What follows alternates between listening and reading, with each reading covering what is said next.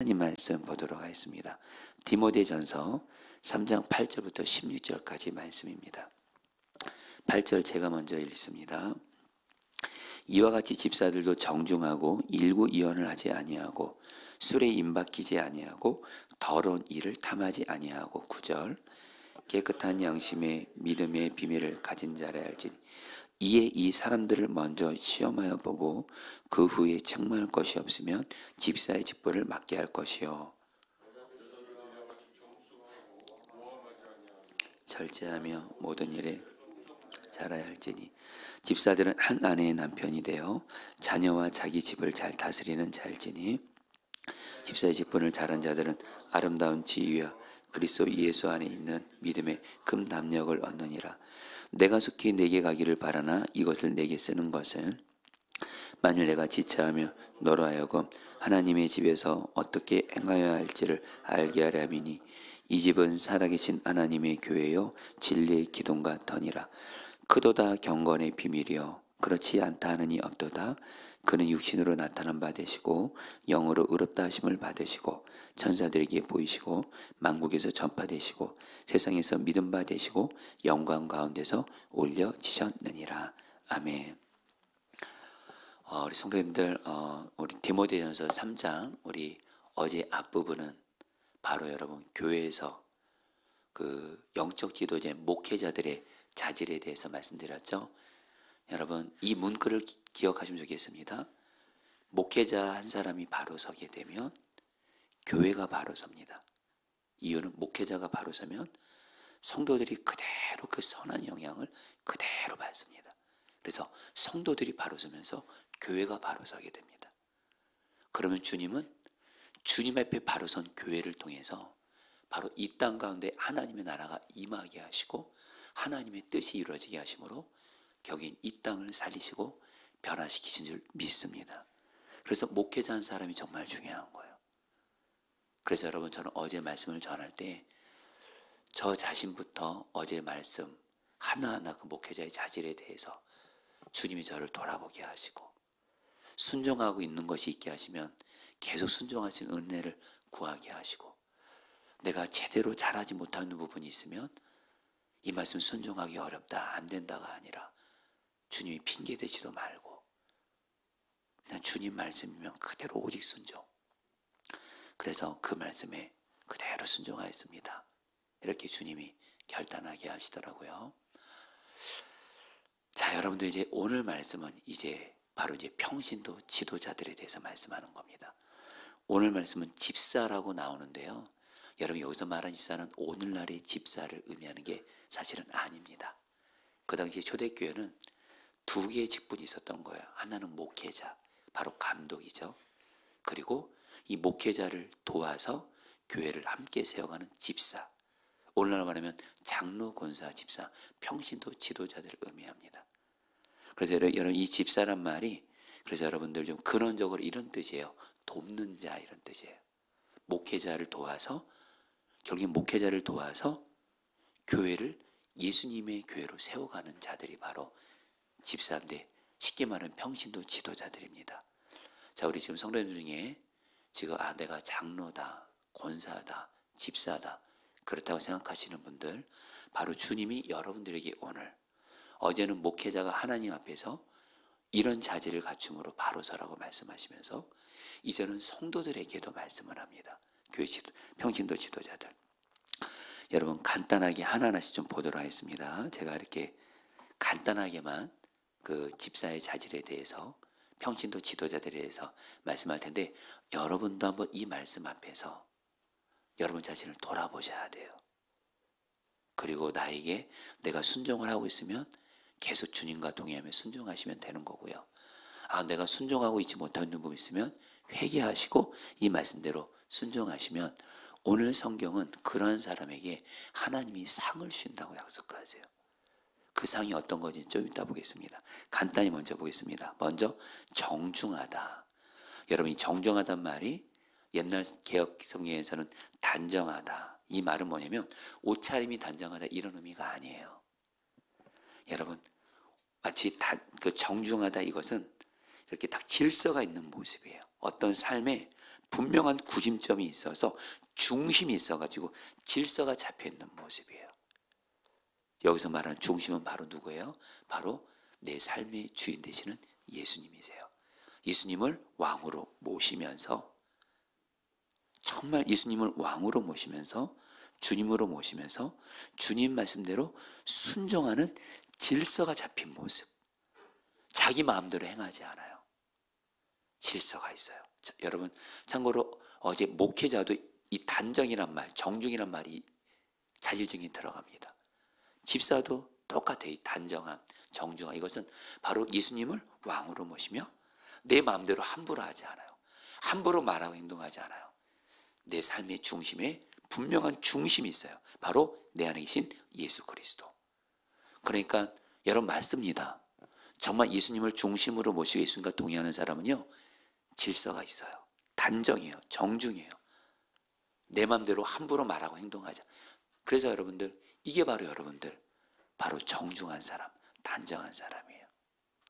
그 다음에 일구이연을 하지 않는다. 이 말은 한 입으로 두 말을 하지 않는 거예요.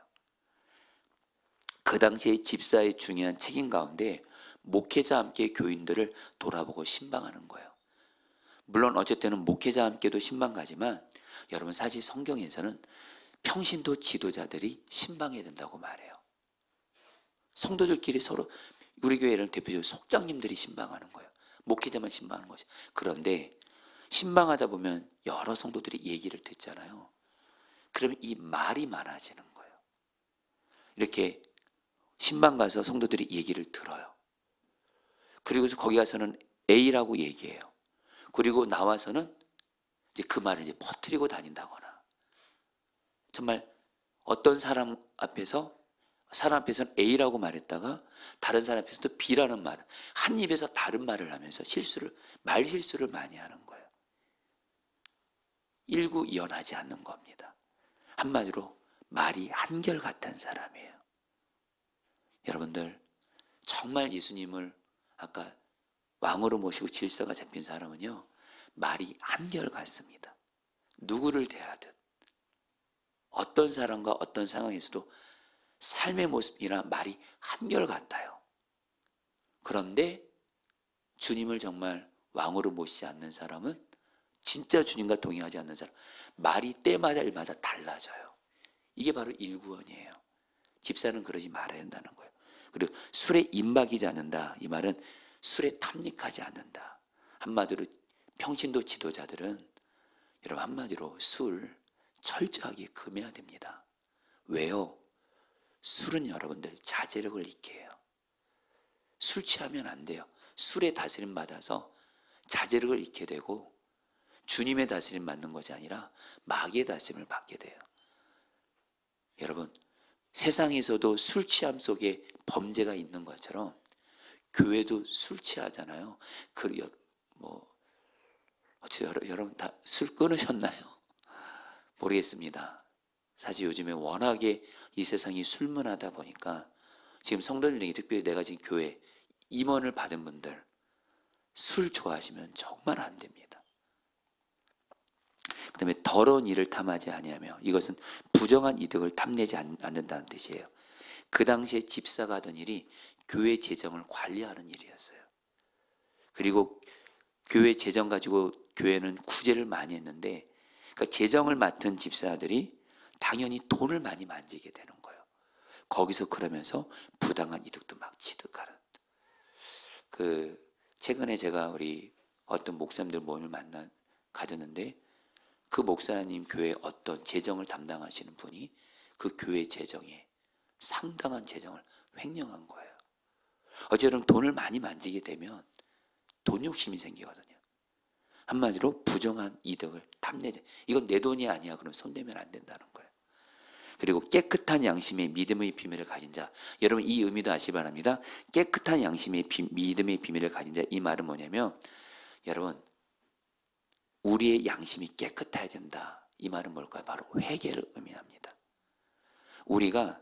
여러분 우리의 양심은요, 우리의 마음은 늘 깨끗한 상태로 둬야 돼요.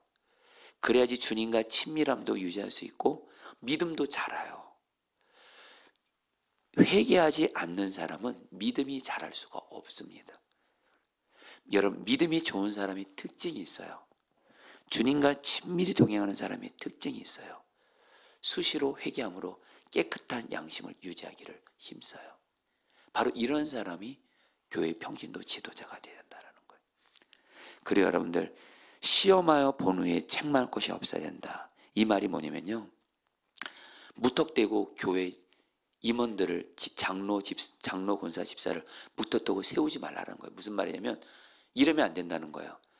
먼저 일부터 시켜봐. 직분부터 먼저 맡겨보고 잘하는지 보자. 그러니까 먼저 직분부터 맡긴 다음에 그 봉사를 하게 하는 것이 아니라 먼저 그 사람이 정말로 교회 평신도 지도자로서 자질이 있는지를 먼저 시험하여 보고 그 다음에 세우라는 거예요. 여러분, 우리 소위 교회에서 이런 얘기 하잖아요. 그 사람 일단 일 시키면 잘할 거야. 일 시키면 잘할 거야. 네, 성경은 그렇게 말하지 않습니다. 일 시키기 전에 먼저 시험하고 먼저 점검하고 그를 먼저 훈련시킨 다음에 일 시켜야지. 여러분, 먼저 일 시켜보고 그랬다가는 여러분들 잘못된 평신도 지도자가 세워진 부서는요, 그냥 고통당하는 거예요. 이건 목회자뿐만이 아니라, 이건 목회자나 성도들 다 예외 아닙니다. 목회자나 성도들이나 정말 이렇게 자질이 이렇게 있지 않는 가운데 먼저 일 시켜보면 돼. 그러면 잘할 거야. 뭐 자리가 사람을 만든다고. 근데 성경은 그렇게 말하지 않아요. 먼저 시험해보고 그 사람을 점검하고 훈련시킨 다음에 일을 시키라는 거예요. 그 다음에 여러분들, 그 11절, 12절. 여기서 그 여자들도 이거는 바로 집사들의 배우자를 의미합니다. 어쨌든 여러분들, 여자들 이같이 정숙하고, 여러분들 정숙하셔야 돼요. 그리고 모함하지 아니하며, 우리 성도님들, 목회자는 당연하거니와 정말 성도님들도 그렇고 모함하시면 정말 안 돼요. 정말 사실 안타까운 현실인데 교회 안에 이 모함하는 걸로 인해서 교회가 얼마나 시험 드는지 몰라요. 특별히 여러분들, 남의 말 하지 마시라는 거예요. 그래서 어떤 사람이 없는 자리에서 어떤 사람에 대해서 같이 계속 남의 말을 해요. 모함을 해요. 여러분, 정말 모함은 정말 하나님 앞에서 정말 두려운 죄예요. 우리가 다른 사람 비판하고 모함하잖아요. 그럼 너는 깨끗하냐 그렇게 좀 말씀하죠. 그럼 내가 너도 그 잣대로 그대로 심판하라 그래요. 여러분, 정말 주님 앞에서 모함하시면 안 돼요. 절제하며 모든 일에 충성되며, 그리고 집사들도 한 아내의 남편이 되며 가정생활에 충실해야 된다는 거예요. 다시 한번 평신도 지도자들도 내 배우자 아닌 정말 다른 배우자에게 절대로 마음을 두거나 조금이라도 여러분들 행동으로 그런 행동을 취해서도 안 되고, 눈으로도 귀로도 마음의 생각으로도 내 배우자 아닌 어떤 다른 사람을 성적으로 여러분, 그런 죄를 짓는 일은 정말 주님 앞에서 여러분 끊어내셔야 된다는 거예요. 여러분, 어제도 말씀드렸지만 목회자들이 지금 성적인 죄 많이 넘어진 거 보시잖아요. 평신도들은 어떨까요? 교회 임원들, 교회 평신도들도 엄청나게 성적인 죄 넘어지고 있는 게 한국교회의 현실이에요. 이 성적인 죄는 정말 주님 앞에서 경외함으로 나아가야 돼요. 이렇게 집사의 자질들이 있는데 여러분들, 제가 이렇게 간단히만 이렇게 돌아봤는데요. 저 다시 한번 여러분 자신을 돌아보세요. 이 말씀을 경외함으로 받으세요. 그러면서 여러분, 이렇게 집사의 직분을 감당하는 자에게 13절 말씀 이렇게 말씀합니다. 집사의 직분을 같이 읽겠습니다. 시작. 집사의 직분을 잘한 자들은 아름다운 지위와 그리스도 예수 안에 있는 믿음에 큰 담력을 얻느니라. 여러분, 간단히 이 말씀의 의미를 말씀드리겠습니다. 집사의 직분을 잘 감당하는 사람들은, 앞서 말한 집사의 자질들을 주님과 동행하면서 집사의 자질을 갖추기를 힘쓰는 자들은 두 가지 복을 주신대요. 하나, 아름다운 지위를 얻는다. 여기서 아름다운 지위는 정확히 말하면 아름다운 단계. 하나님이 이걸 정확히 번역하면 하나님이 귀하게 쓰신다라는 거예요. 사랑하는 성도님들, 저는 여러분들이 주님께 귀하게 쓰임받기를 기도합니다. 평신도 지도라 해서 주님과 동의하면서 자질을 갖추기 힘쓰잖아요. 주님은 그 사람을 귀하게 쓰시는 아름다운 기회를 주신다라는 거예요. 그리고 믿음의 큰 담력을 얻는다. 여기서 담력은 큰 믿음을 말합니다. 바로 믿음이 성장한다는 거예요. 여러분, 집사로서 주님과 동의하면서 교회 일을 봉사하시잖아요. 여러분, 교회 일 봉사하는 거 성도님들 꼭 기억하실 거 있어요. 선택이 아닙니다. 필수라는 걸 잊지 마세요. 주의 몸된 교회를 위해서 봉사하면 그것이 내 믿음이 큰 믿음이 되도록 자라게 한다라는 거예요. 여러분 중에 내가 정말 큰 믿음이 되기를 원한다, 갈망하는 분들 반드시 집사로서 주의 몸된 교회에 봉사하시라는 거예요. 이제 마지막으로 여러분 15절 말씀이 너무 중요한 말씀이기 때문에 이거는 간단히만 나누고 말씀을 마칠게요. 15절 말씀 같이 읽겠습니다. 만일 내가 지체하면 너로 하여금 하나님의 집에서 어떻게 행해야 할지를 알게 하려 함이니 이 집은 살아계신 하나님의 교회요 진리의 기둥과 터니라. 여러분, 이제 오늘 디모데전서 3장은 교회의 중요한 지도자인 목회자와 평신도 지도자인 집사에 대해서 말하면서 사도 바울은 교회가 어떤 것인지 두 가지로 딱 정리합니다. 교회 하나, 교회는 살아계신 하나님의 교회다. 바로 교회의 주인은 오직 하나님 예수님이시라는 거예요. 성도님들, 교회의 주인은 오직 담임 목사도 절대 주인 아닙니다. 어떤 평신도 지도자도 아닙니다. 아무리 돈 헌금 많이 하고 아무리 봉사 많이 하고 어떤 헌신을 했어도 어떤 목회자든 어떤 평신도 지도자든 교회의 주인은 오직 예수님 한 분입니다. 아멘. 그러면서 여러분들, 교회를 진리의 기둥과 터다. 여러분, 기둥과 터가 뭐죠? 받드는 거예요. 근데 무엇이 교회의 기둥과 터의 기초라는 겁니다. 성령 따라합니다. 진리. 교회의 기둥과 터는 오직 진리예요. 여기서 진리는 바로 두 가지를 의미합니다. 하나, 예수님이 교회의 기초라는 거예요. 그리고 성경 말씀이 진리이기 때문에 교회는 오직 진리의 말씀만이 기둥 같아요. 그래서 교회는 목숨 걸 게 딱 두 가지밖에 없습니다. 교회의 주인 되시고 기둥과 터가 되시는 오직 예수님 위에 교회는 세워지는 거예요. 그래서 목회자나 성도들은 오직 예수를 바라보고 예수와 동행하는 거예요. 할렐루야. 여러분, 우리 포도나무 교회는요, 목회자나 성도들이나 아이들이나 오직 예수 바라보고 오직 예수와 동행하고 오직 예수의 말씀에 순종하는 것, 이것이 교회의 가장 중요한 존재 목적인 줄 믿습니다.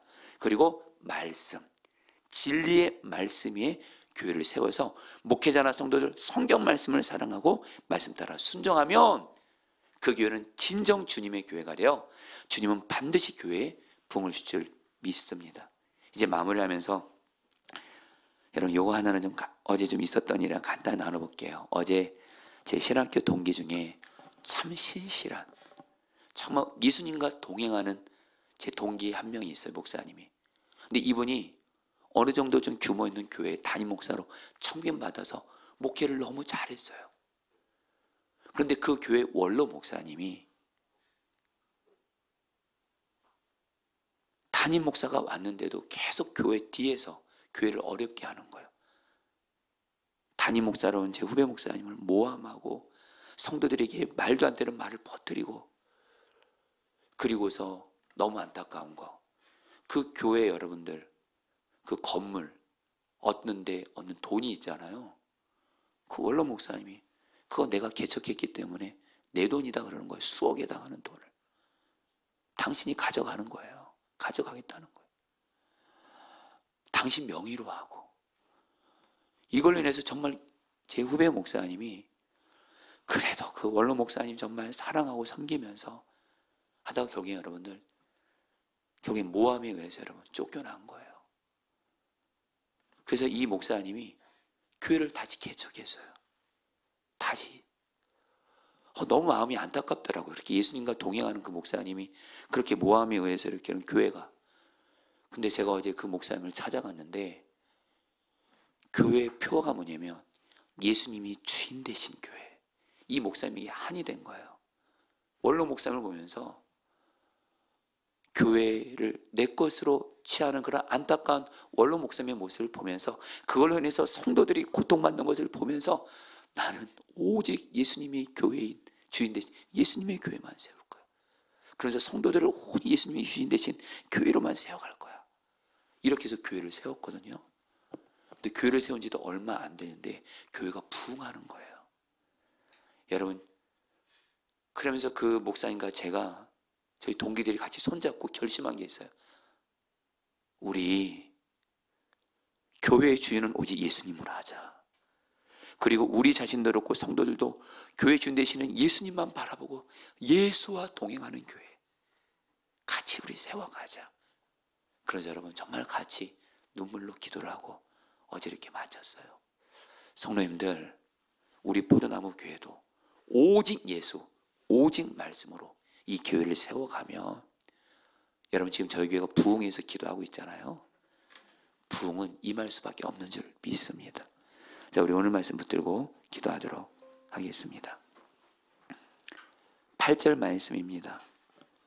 이와 같이 집사들도 정중하고 일구이언을 하지 아니하고 술에 임박이지 아니하고 더러운 일을 탐하지 아니하고. 자, 우리 사랑하는 우리 성도님들, 특별히 우리 교회 지금 내가 집사고 권사고 장로님이신 분들 있다면, 여러분 물론 저희 목회자들부터 주님을 경외하도록 하겠습니다. 먼저 담임 목사인 저부터. 근데 여러분들도 그렇게 하셔야 돼요. 이 시간에 그리고 여러분에게 안타까운 현실인데요, 물론 목회자에게 영향을 받는 건 현실이지만 워낙에 지금 이 시대가 목회자들이 너무 많이 무너져 있는 시대예요. 너무도 목회자들이, 저 같은 목회자들이 주님 경외하지 않는 시대를 살고 있는 게 사실입니다. 여러분들은 그 영향 받지 마세요. 오직 예수, 오직 말씀 붙들고 여러분들은 정말 목회자에 의존한 신앙 벗어나서 주님, 내가 오직 주님, 오직 말씀으로 정말 주님 앞에 내가 평신도 지도자로서의 자질을 갖추게 하여 주셔서 오늘 주님이 약속하신 말씀 주님께 귀하게도 쓰임받고 큰 믿음 되게 하여 주옵소서. 우리 다 함께 주여 한번 부르고 기도하겠습니다. 기도합니다. 주여, 주님 기도합니다. 주님 기도합니다. 주님 정말로 하나님, 먼저는 우리 목회자인 저부터 주님 앞에 경외함으로 바로 서게 하시고, 그런 가운데 우리 성도들, 특별히 우리 교회 장로님, 권사님, 집사님들, 하나님 정말 주님 경외함으로 정말 오늘 주님이 말씀하신 그 집사의 자질들을 갖추기를 힘쓰게 하여 주옵소서. 말로만이 교회 임원이 아니라, 말로만이 교회 직분을 받는 자가 아니라 정말 주님을 경외하는 자, 정말 주님과 동행하는 자 되게 하여 주셔서 주님 앞에 바로 선 자가 돼서 주님께 귀하게 쓰임받게 하시고 큰 믿음 되게 하여 주시옵소서. 주님 역사하여 주시옵소서. 마지막으로 15절 말씀 붙들고 기도하겠습니다. 만일 내가 지체하면 너로 하여금 하나님의 집에서 어떻게 행하여야 할지를 알게 하려 함이니 이 집은 살아계신 하나님의 교회요 진리의 기둥과 터니라. 여러분 이 말씀 붙들고 기도하겠습니다. 여러분 우리 포도나무 교회 위해서 기도해 주세요. 우리 포도나무 교회가 첫 번째 오직 예수, 교회의 주인이신 오직 예수님을 바라보며 오직 예수와 동행하는 교회 되게 하소서. 목회자나 성도들이나 아이들이 오직 예수 바라보며 오직 예수와 동행하는 그런 교회 되게 해주십시오. 두 번째, 오직 말씀입니다. 목회자 성도들이 오직 말씀을 사랑하고 오직 말씀 따라 순종하는 교회가 되게 하여 주셔서 우리 교회 안에 부흥을 주옵소서. 우리 마지막으로 좀 한번 부르기도 하겠습니다. 기도합니다. 주여, 주님 기도합니다.